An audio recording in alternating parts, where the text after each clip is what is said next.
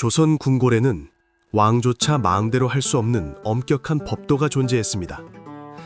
궁녀부터 왕비, 그리고 왕까지 모두 반드시 지켜야 했던 궁중의 규칙들입니다. 지금부터 조선 궁궐의 놀라운 법도들을 하나씩 살펴보겠습니다. 조선 궁궐에서 가장 높은 여성은 누구일까요? 바로 왕비, 즉 중전입니다. 궁중 여성 조직인 내명부와 외명부는 모두 중전을 중심으로 움직였습니다. 하지만 왕대비와 대왕대비는 내명부 소속이 아닙니다. 이미 왕의 어머니이기 때문에 궁중 여성 조직보다 더 높은 위치의 존재였습니다. 조선에는 특이한 법도가 하나 있었습니다. 바로 후궁은 절대로 왕비가 될 수 없다는 규칙입니다. 이 법도는 숙종 때 만들어졌다고 전해집니다. 왕이 갑자기 세상을 떠났는데 후계자가 없다면 어떻게 될까요? 이때는 왕실에서 가장 높은 어른인 왕대비나 대왕대비가 새로운 왕을 지명했습니다. 어린 왕이 즉위했을 경우에는 또 다른 일이 벌어졌습니다. 왕대비가 대신 정치를 돌보는 수렴청정을 하게 됩니다. 조선에서 대비의 권력이 강했던 이유입니다. 조선 궁궐에서는 왕비의 자리를 오래 비워둘 수 없었습니다. 왕비가 있어야 훗날 왕대비가 되어 어린 왕을 보호할 수 있었기 때문입니다. 조선에서는 왕과 왕비, 대비, 그리고 세자에게만 특별한 호칭을 사용할 수 있었습니다. 바로 궁중에서 사용하는 말, 마마라는 호칭입니다. 세자는 보통 7살에서 8살 정도에 공식적으로 책봉되었습니다. 하지만 왕에 따라 나이가 크게 달라지기도 했습니다. 왕비나 세자빈이 아이를 가지게 되면 궁궐에는 특별한 기관이 설치되었습니다. 바로 출산을 준비하는 산실청입니다. 하지만 후궁이 아이를 가지면 조금 다른 기관이 설치되었습니다.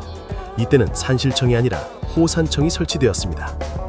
왕이 궁궐 밖으로 나가는 원행에도 규칙이 있었습니다. 조선의 왕은 멀리 떠나는 것을 금지했으며 81일을 넘기기 어려웠습니다. 왕릉을 만드는 위치에도 엄격한 기준이 있었습니다.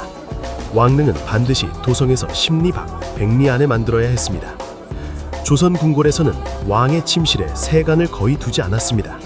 왕이 머무는 공간은 매우 단순하게 유지되었습니다.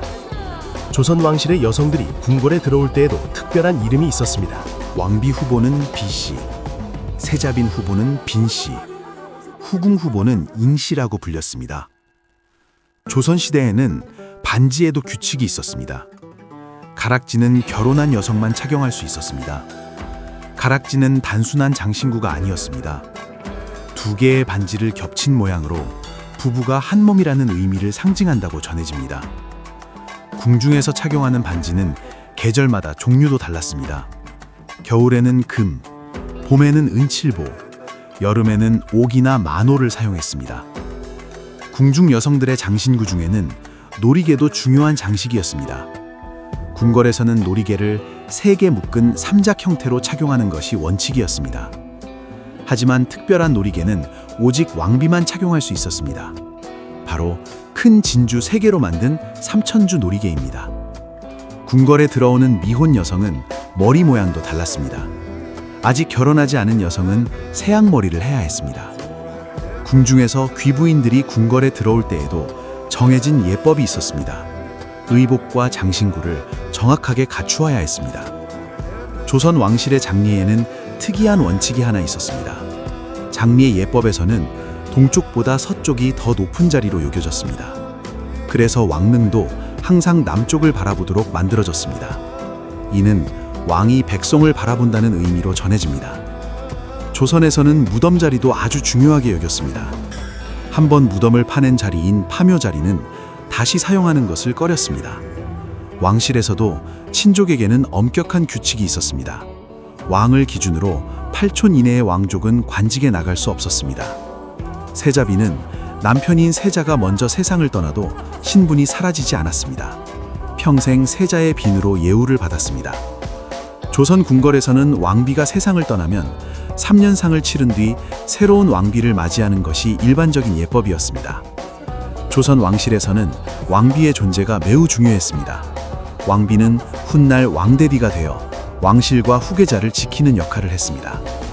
이처럼 조선 궁궐에는 왕부터 궁녀까지 모두가 지켜야 했던 수많은 법도와 예법이 존재했습니다. 궁궐은 단순한 왕의 집이 아니라 엄격한 규칙으로 움직이는 하나의 세계였습니다.